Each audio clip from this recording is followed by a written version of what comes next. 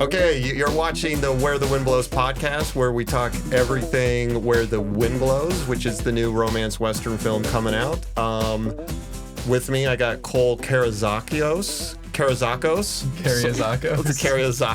Yes. Who is a fabulous actor. He plays Gabe in the film. And we also have Elaine, who plays Jessie, who is our leading female actor and also is a pivotal producer in the film that got all this made. I'm John Schimke. I directed the movie. I co-wrote it. I adapted Caroline Fife's book, amongst other things, and produced alongside with Ashley. We have this to kick off. We have some very exciting news. Yes, we do. We had the award ceremony for Content 2025 just recently happened, and Cole won the award for Best Teen Actor. Yeah. Congratulations. Congratulations. Thank you so much. It's crazy. This is like the first award I've won for any acting thing that I've done. So congratulations. Thank you. We're so proud of you. I'm very proud of, the film itself too. We won multiple awards too. I believe Michelle also won. And Trevor. And Trevor also won, which is just fantastic. Yeah. I'm glad that the film is really connecting with people like that. When we were in post on the film and we would show it to test audiences, a lot of people scored you high. Yes. That's amazing. People loved Gabe. People love you as an actor. Look, a lot of people. He's so likable looking. I know. What was it like finding out that you won? I mean, good question. Yeah, I was just scrolling through Instagram. I saw that you were going to these awards, and I was like looking, and I think it was one of those things where I saw like, oh, we're getting awards. I might as well just check. And like other people got awards. It was getting to the end, and then my name was called, and I don't think I realized for a while that meant that I'd actually won an award. Yeah. I was just like, oh, that's cool that they mentioned my name about the film, but I don't know. It's really great. Like I said, this is the first really award that I've won for anything, so it's really just great. This film means a lot to me, so to have other people recognizing it like that means a lot. That's great. So, Ashley, what was it about this story that made you feel like audiences would really connect with the story? Well, Caroline Fife is the author of the book, but reading her book and then reading your script, I really identified with all the characters having, it's really a story about hope and resilience and love and finding a family in kind of a backwards way, but just a beautiful way and a beautiful story. So I think audiences will connect. There's so many things that are strong in this film that I feel like people can connect with. Hope, faith, love, family. Yeah. The one thing that was surprising to me when I read the book, I was really surprised on how real the characters felt. Yes. Which, my mother handed me the book and she said, you should turn this into a movie. This would make a great movie. Oh, wow. And thanks, Mom. I know she's passed away, but thanks, Mom. I know. It's sad that she's not going to be able to see this movie. I'm thankful that she gave me the book because at the time, I didn't believe her. My mother's favorite film was The Sound of Music. Oh, great film. Which, great film. At the time, I also was not, do we have to watch The Sound of Music again? Do we? But I was really taken aback when I started reading the book and how real the characters felt. You would think maybe in a romance Western, there would be a lot of accentuated characters for like the romance genre, extreme archetypes in a way. But everybody felt really real. Like Jessie felt real. Chase felt real. Even like Mr. Hobbs and Gabe. Yeah. I'm like, you're Cole. I would do that on set. I would just call actors by their character names. I'm like, I can't remember your real name. We all knew what you meant. Yeah. Because the first time I had really met Cole is when you flew into Montana and you walked on the set and there were a million questions. Right. I met you the first time. It was our first day shooting. It was like about to rain, or it had just rained that day. So I remember you were in like a full, you were just rain jacket and everything, and sitting in the back of the pickup truck, and you like rolled up and you're like, "Hi, I'm John. I'm the director." I walked over and I shook your hand. And after meeting you, you saying, "Hey, my name's Cole. Nice to meet you." I continued to call you Gabe for 17 days. I mean, we just inhabited those characters so well. Wow. Yes. I was method, so. You were you were very method. You would throw food at the crew if they called you by your first name. Yeah. But circling back in terms of like the characters being very grounded, both of you didn't lose the groundedness in your performances. I think if there were anything, I was like, let's give it a little bit more here.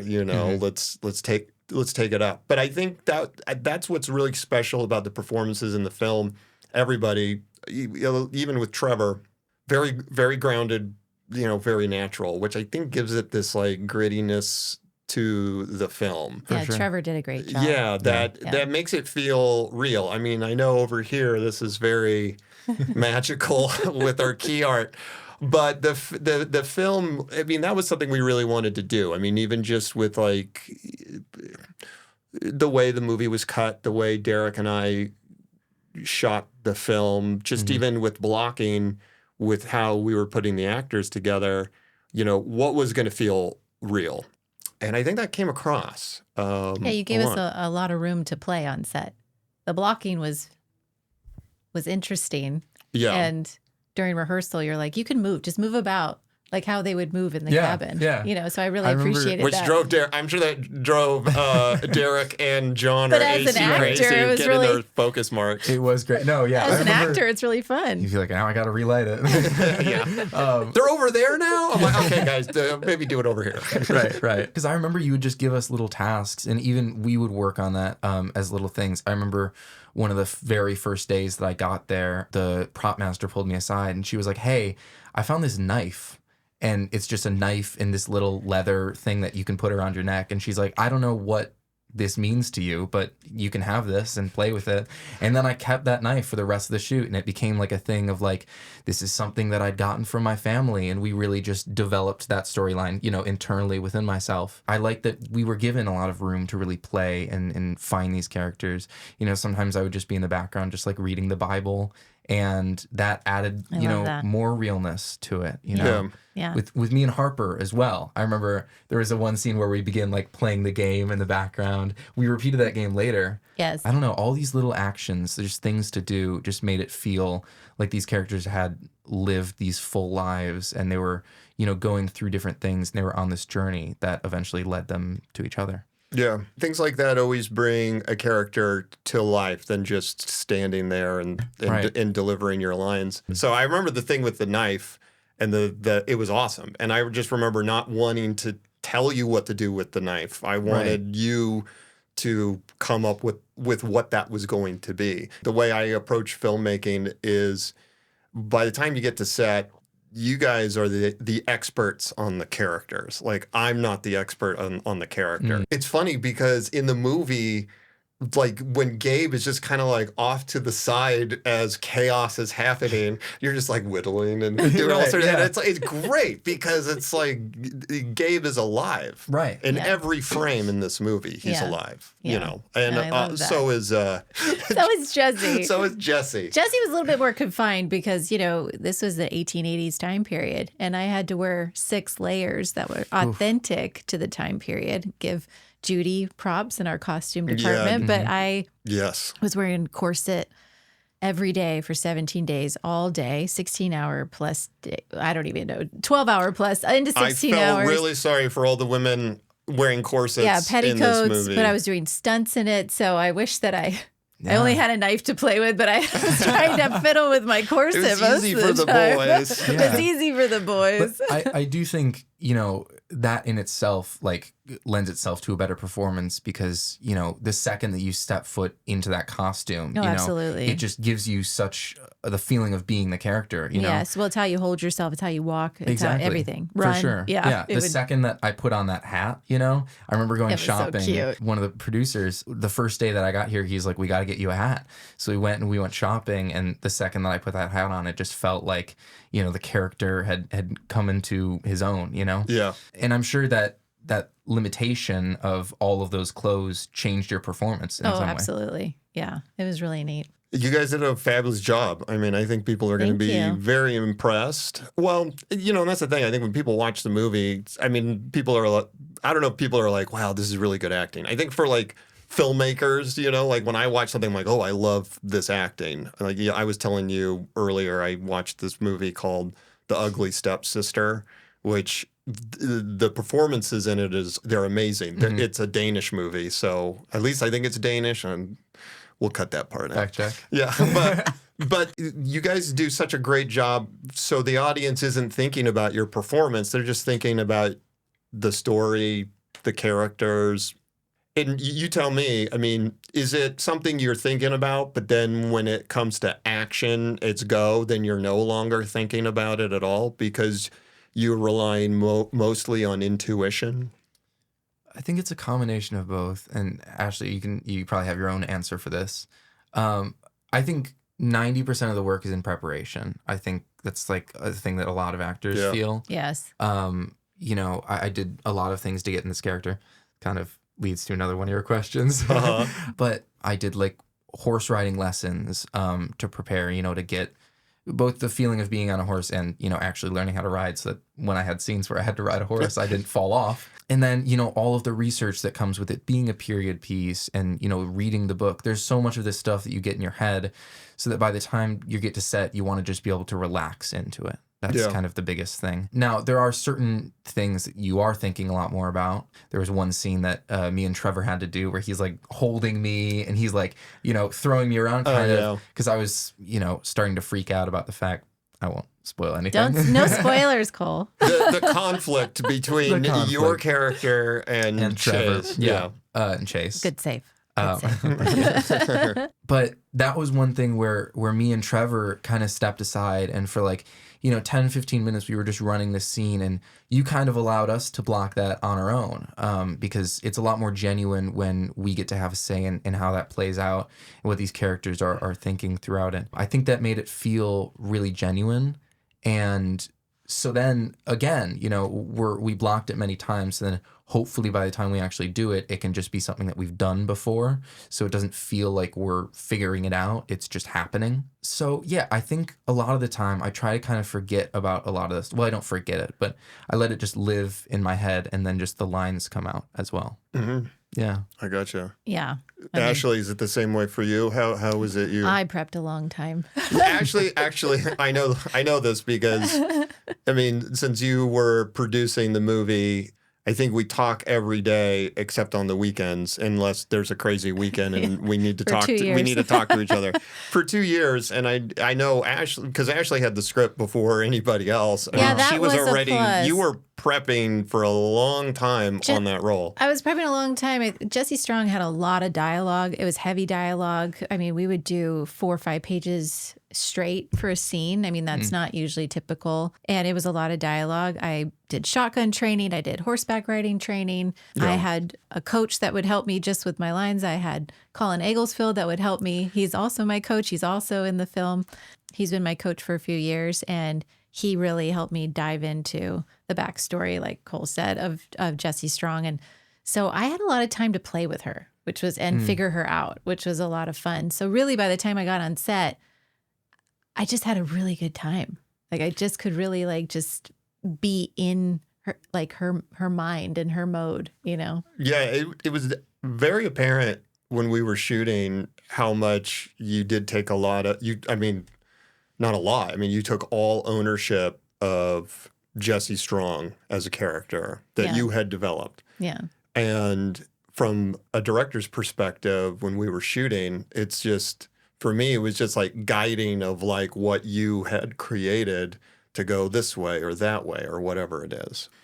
that's a dream for a director, working with actors who know their character. Yeah. Not that it makes the job easier. I feel like the job is extremely difficult, but you need to have, in order, if you're going to cook, you got to have the right ingredients. And so whether you're a mushroom or a cucumber or a tomato and we're making spaghetti sauce all of a sudden, like you want the best ingredients. So it's like, I think you guys coming and bringing that, it's like together, then you start seeing how this possibly could come together and be something magical that for people to enjoy. Yeah, the way that we all came together for it was really great. And seeing the chemistry that everyone had, it was really great that it worked out in the way that it did, you know, on screen. The second I got on set and I saw, both you and Trevor and your characters, it was really great. I'd done a lot of the prep work, but you can only prepare so much. You just hope that your scene partner is going to be there for you. And I think we really were. Yeah. Yeah, it was so much fun. Yeah, you can feel it. And it was a tight schedule too. It was a very tight schedule, which is like, it's really difficult to shoot with a tight schedule, which is why the preparation is so important. Yes. Because you want to be able to say, hey, let's just try to block the scene really quick and knock it out. If you don't have the preparation, it's not going to feel real. You need to be able to be frantic, but 5 seconds before action is yelled, get in that character. Yeah. So I think that's, the benefit of having a lot of prep work. Right. Yes. When you prep and you come in, what you're actually going to make, you're throwing away 90% of it, 95% of it, of what you had planned. But because you have a plan, you've put together this movie that you've already seen in your head that you're trying to make. And then because of any reason, you can't do it. You have to pivot. You have to change. But because you have that framework, it's a foundation you build on top of. I feel like we all pivoted. That you pivoted. Especially you, John. Everything was a pivot. Right. Everything was a pivot, even to the point where, there was a lot of scenes in the movie that was in the script that we couldn't shoot for one reason or another. And there were times when we were consolidating scenes and putting them together so we could make our day. Yeah. And for some of it, it was like that worked out really well. That made a better movie. I was going to say, one of my favorite moments on set, and I've talked about this to many people, was one of the nights, I think at least it was my latest night. It was like 2 a.m. or something. Oh, this is the wagon stuff. Yes. Yeah. So it was I think super that was late. 4 a.m. Right. Okay. At least. Yeah. Then it was really. I think it was. It was late. For the first time for our production, we had to rush. Yeah. So before the sun came up. Yeah. Right. Because we acted It's all really day. dark. Yeah. It's usually the other way around. It was supposed to be like 2 scenes, and it was like over the stretch of like 3 pages or something like that. We had to consolidate it down to like a couple lines, like just a few. Yeah. So it was you, me, and Trevor, and we kind of just stood outside this wagon. We're like, how can we show this information without having to set up 2 different scenes, and we turned it into a single shot, I want to say, or like 2. No, I do remember that night. I really did feel like I was directing that night too, instead of just putting fires out so we could roll the camera. But just because of the framing, we had the camera on a dolly and a crane, which took a very long time to put it on. Right. Yeah. And then it was going to take a very long time to take it off. So it was like, okay, well, we're going to keep the camera on the dolly and the crane. So what can we do? Right. And it was great, but because I had that limitation, we really worked something really great out. And I love those scenes. Yeah, they're worked out one great. shot. Amazing. They're dynamic. You're moving around. Yeah. And it's great too because there's a lot of tension that happens in that part of the movie. Yeah. And to keep tension, you just want to cut less anyways. Right. So it works out great that we didn't even cut. It was perfect. And I think it was great too to have such a personal contribution, Yeah. When I watched that scene, it's like, I helped out, because you really allowed both me and Trevor to, have our input into what these lines are even going to be, because they didn't exist, they kind of existed, but we took parts from some places and They moved them existed around. in other scenes. Right. And but because of the situation of those scenes, that dialogue was there. And so, we had the beats, and then this is what we came up with. I do feel like, though, when you're collaborating with actors from a director's point of view, if the actors are not coming up with this stuff, then you're not going to have something real or organic, because you own the character. So at the same time, it's like own part of the blocking, own even part of how the dialogue changes, because then I feel like you're going to remember that way more, and it's going to feel way more natural. I know some people can be like, oh, it's not exactly what's in the script, but I'm like, who cares about the script if it's not good? Right. As long as it's being communicated, like the story, we're telling the story, right? You know, maybe if it was Shakespeare, it's a little different, right? But we're not Bill Shakespeare over here, right. But I know for me, those are the types of movies I love. It's, you know, some of the greatest moments in cinema weren't even planned; they were mistakes. Yes, and so normally those are the ones that make the final cut. But I think that's just the nature of creativity. Yeah, and it shows the human side to everything. Yeah, too. you can't control it. It's almost like water. Water without a cup, it's just goes everywhere. That's true, John. It would go everywhere. And I think creativity it just finds its place, and it looks for cracks in the corner or whatever where it falls into. And when you're shooting in the chaos and everything else, and all of a sudden there's like this crazy moment that just happened, and the light and the camera and the dolly grip just pushed it at the right time, you can't plan for that. And I think that's the crazy thing is, I know in the past with some other work that I've made, it's like, man, you're almost like, it's like catching lightning in the bottle or chasing the dragon. You want that magic back, but it's like that magic's never coming back. You got it that time, and you just got to allow yourself to be open to catch magic again for whatever that may be. Yeah. And we're very fortunate because of our crazy schedule.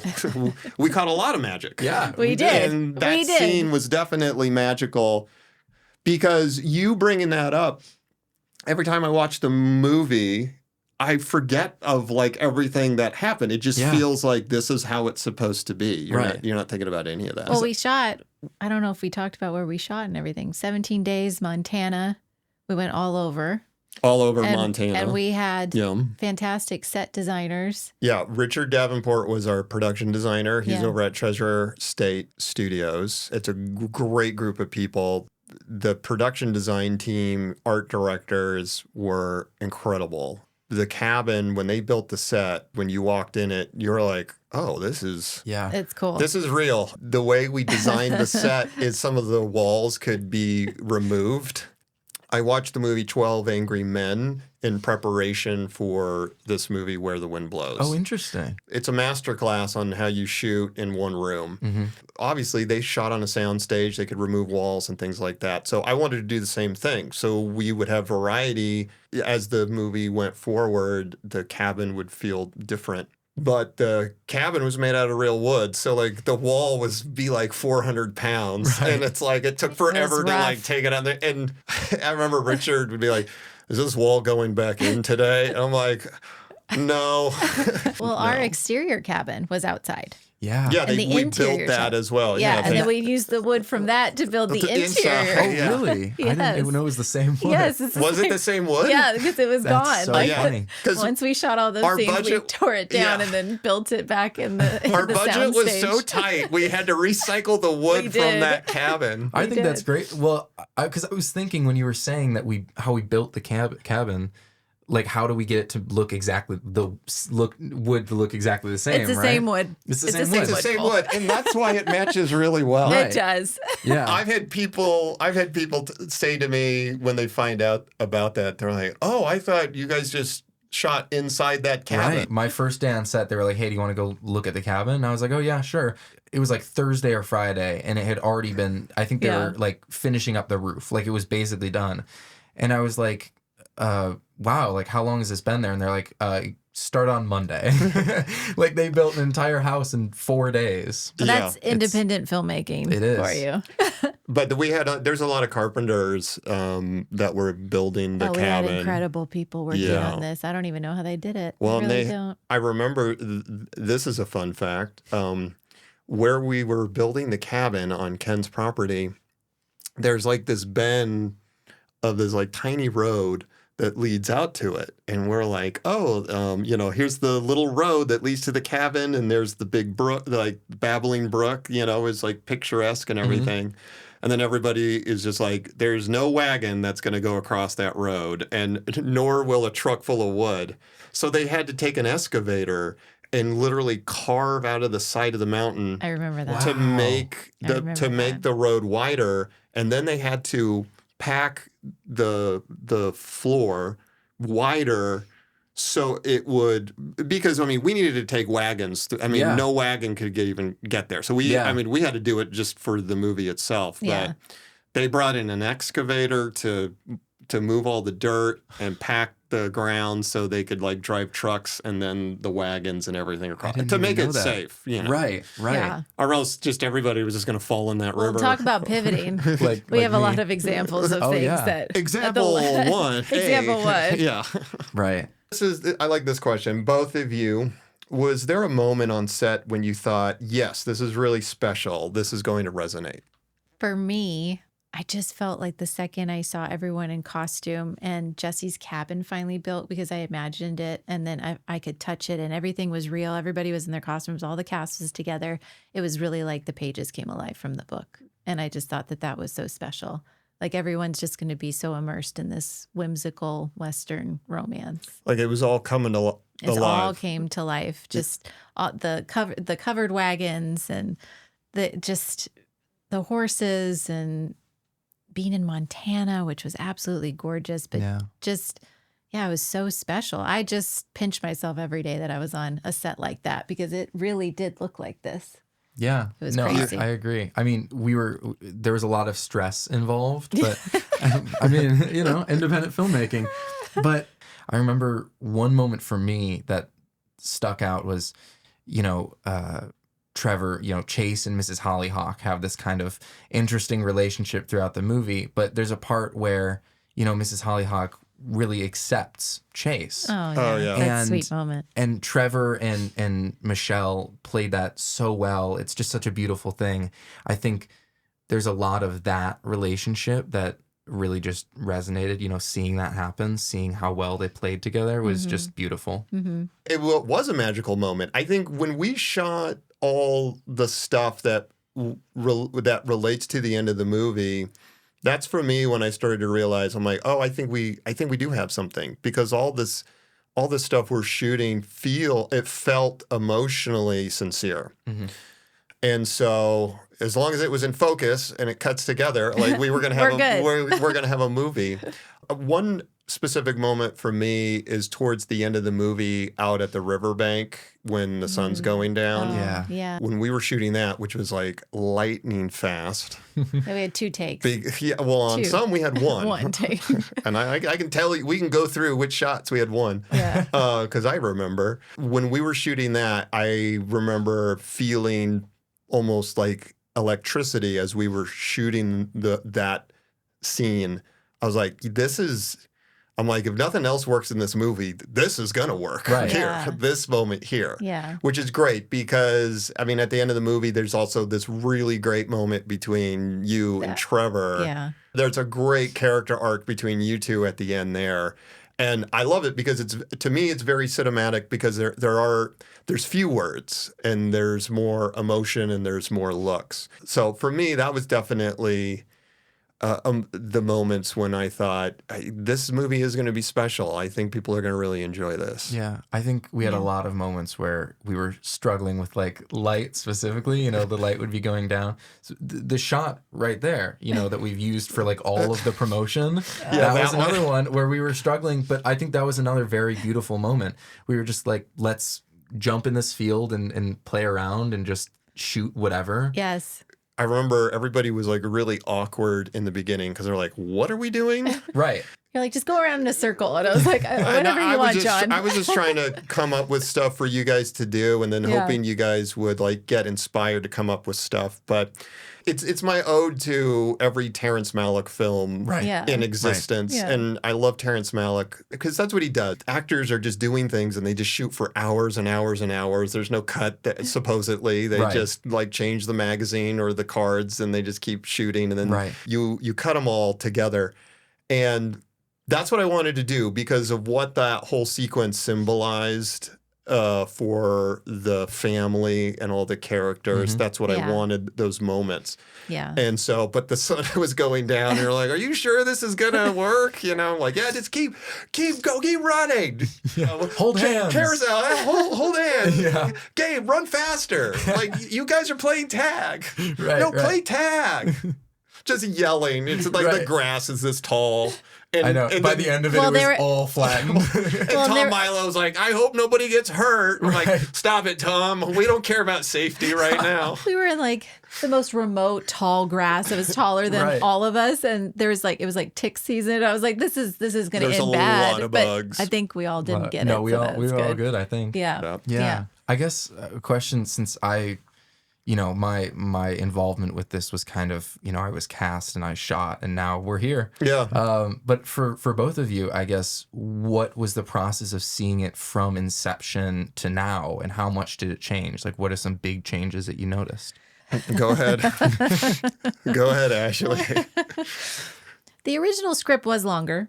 The original script was like 155 pages. Wow. Yeah, and and I loved every second of it. But you have to make hard cuts when you have so much budget for so many production days. Every independent filmmaker has that. It's not unique to our set that you have challenges like that. So the script was cut down. I think in the editing bay, which John let me be in there, which was such a treat. I got to watch him work, and we got to choose frame by frame his expertise on it, and I got to see everything we shot, and then just how you edited the film so beautifully together. That was really cool. The script order is different from the cut order that we have in the movie. The movie that you watch is different from what the order that's in the script. Right. The main stuff is there, but there's a lot of things that we switched. Which we went back and forth for a while. We tried it one way and we did a focus group with a different beginning, remember? Oh, well, there's that. And then we went the other way. And I think the way it opens now is the way it's supposed to be. You're going to have to tell me with the spoilers afterwards. I can tell you later.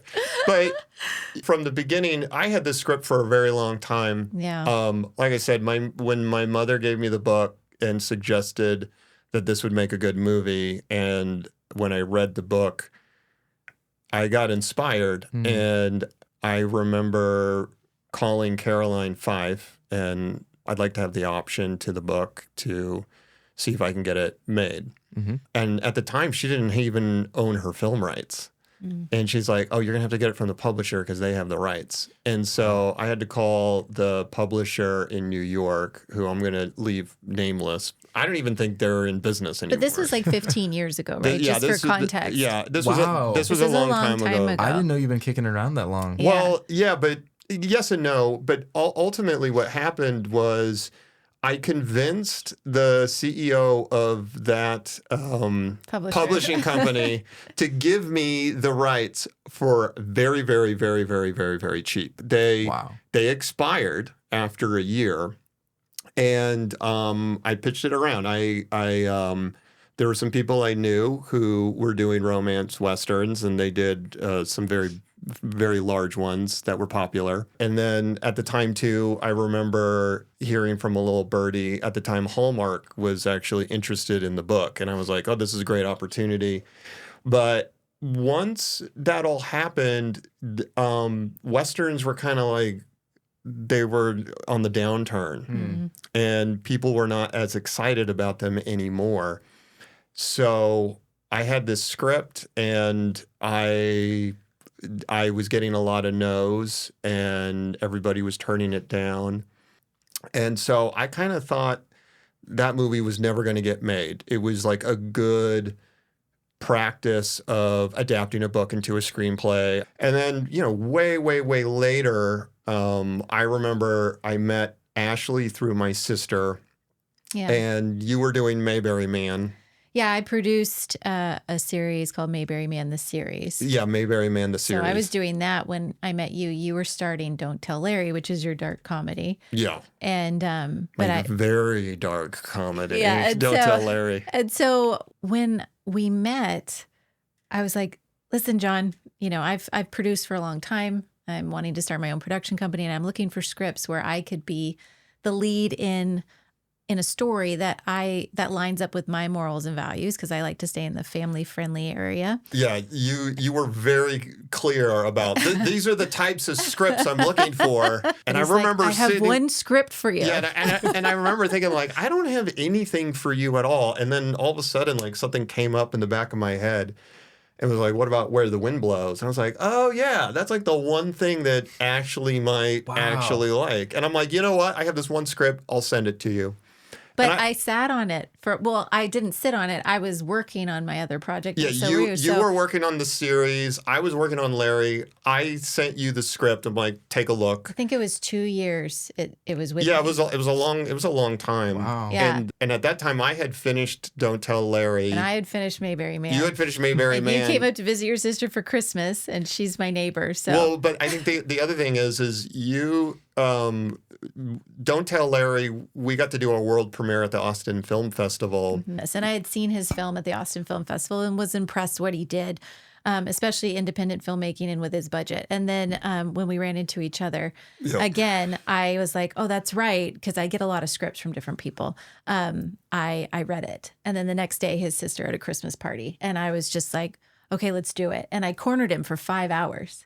And all my friends were mad at me. I literally was sitting in this chair, just talking to Ashley forever. You were fine with it. Wow. But all my friends were like, Ashley, come talk to us. And I was like, no, I literally said this. I was like, no, because I'm changing my life. And from that day, we have been on the phone for 2 years straight, developing this, getting the funding for this, putting it together, pre-production, production, post-production, distribution. Like, it's now here. Yeah. To be perfectly clear, Where the Wind Blows would have not been made if it wasn't for Ashley. Thanks, John. Like, Ashley, she's the one who read the script. And that's the thing. When she did corner me at my sister's house, I was like, you don't want to make you're not making Where the Wind Blows. Yes. When I put my mind to something, I doubted it in the happens. beginning, but I didn't really know you. I met you and Dawn, like the year before, and I had sent you the thing. Like, I didn't know you. Yeah. So now knowing me, when I say I'm going to do something. It takes so much to make a movie. It does. And you need a partner and people that you're making the movie with that are very determined in order to finish it. I think the reason why I was able to make Don't Tell Larry is because Greg and I partnered up to produce that. And we had written the script together. Mm-hmm. And Greg is very much the same personality of like, let's get it done. Let's do it. Da, da, da. I'm the same way too. Ashley is exactly cut from the same cloth. I think you do better. You're better at it than I am, or Greg. But that was the reason why the movie got made, because along the way there were so many things that were challenging the movie to be made, and there were every step of the way there was things that were going to keep the movie from being made. Yeah. Right. And if it wasn't for persistence and resilience and dedication, it's the reason why the movie is done. So I'm thankful for my partnership with Ashley in making this movie. Thankful for you too, John. Well, I thank you for saying that. But it's, for me, it's like I had Don't Tell Larry, and it's like I wanted to make another movie. I mean, at this stage, for independent film, like, no one is going to ask you to make a movie if you want to make you have one. To just you have to do it. You have to do it yourself. And you got to keep doing it yourself, too. I have friends who make way bigger movies than what I make.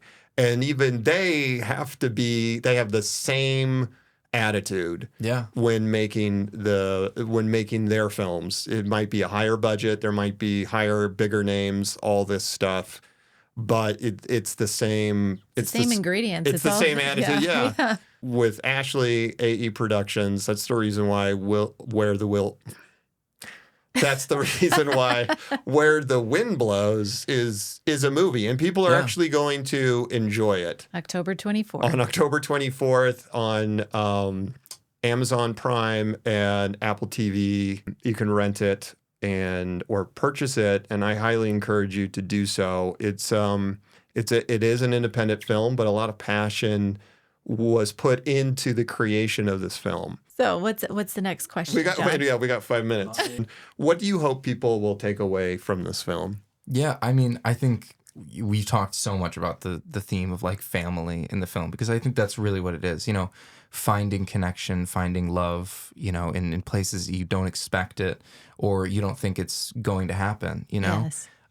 Gabe is such a character who's gone through so much in his life, stuff that doesn't even actually come up. You know, we don't talk about all of the things that Gabe has gone through. You know, he lost his whole family. He's orphaned, and, you know, along with Harper.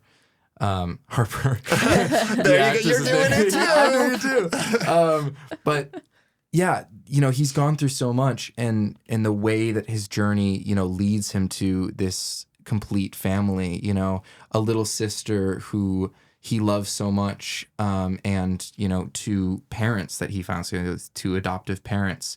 You know, part of Gabe's story is almost not wanting to accept having a family like this because he's worried he's going to lose them, you know? I have lost people before. I say I'm still in the character, guys. I'm still method. But I think it's just so beautiful to see him really accept these people fully. Well, you did such a great job. It was so fun you. acting with you too. I remember when your audition came across our desk, I was like, that one. I was like, I feel like he's Gabe. Yeah. Yeah. I remember doing that audition, and I just, you know, you have so many auditions that most of the time you kind of just send them in, you try to forget about them. And that was one where I sent it in, and it was a really interesting audition. One of the audition scenes was the one that me and Trevor later did that had like choreography. Yeah. And I had to like figure out how to like get like held by someone in my tape, which was really interesting. And then I kind of, you know, some time went by, and I remember, you know, I was just contacting, and they were like, they want you. And no callback or anything, really. It was just when you know, you know. We already knew. We did. We were like, yeah. Yeah. That's the thing, I think, in casting from a director's perspective. It's like, it's your intuition. Like, can this person be the character or not? You saw it. Yeah. You know, it's like, oh, can he be more funny? Now he's more the character. It's like, no. Right. It's more of like an energy and a thing. Yeah. And that tape, everybody was just like, wow. That means I think our cast in general is fantastic. Phenomenal. And award winning. Yeah. Our cast now is award winning. And they fit the characters so well. You know, everyone inhabited the character completely. And it just worked on screen. Yeah.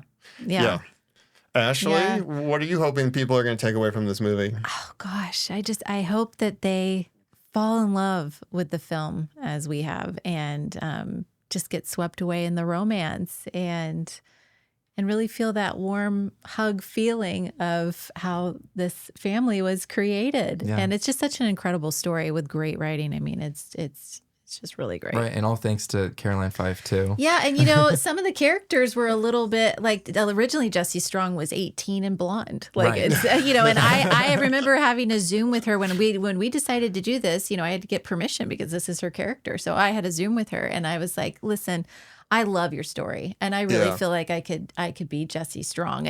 And so she kind of like, you know, not interviewed, but just got to know me. And by the end of it, she's like, I totally see it. You could be Jessie Strong. And then she was on set every day. She was. And she just literally almost cried every day that she's like, oh, my characters are coming to life. Yeah. You know, I have to say, Caroline, she was great because, like, she was very easy to collaborate with on, like, changing characters, changing story. I mean, even the end of the book is different from the end of the movie. It is. And I was like, hey, Caroline. And me, I'm like, I just want to make the movie more exciting and leaning in. You know, in my mind, I'm like, are you leaning in or are you leaning back? And we want you to lean in all the way through. And so I told her, I'm like, this is what I want to do for the ending. What do you think? And she's like, oh, yeah.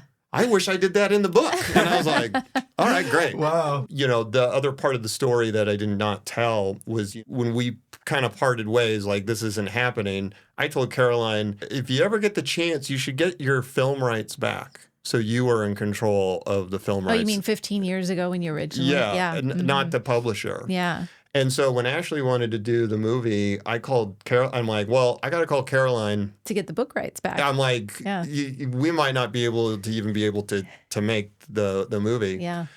And so when I called Caroline up and told her about it, she was excited and open to talk more about it. And she's like, I took your advice. I got my film rights back, so they belong to me. So That's great. So I got the film rights from Caroline to make the movie, and then, you know, since then she had only written one book, and it got so popular she wrote. It's a 7-book series.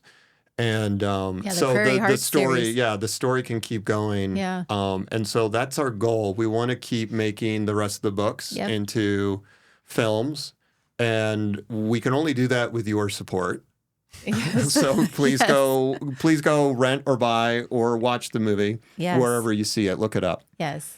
Yeah. October 24th, streaming Where the Wind Blows. That's right. Go check it out. Amazon, iTunes, Google Play, Fandango, everywhere. Everywhere. And now a word from our sponsor. I know.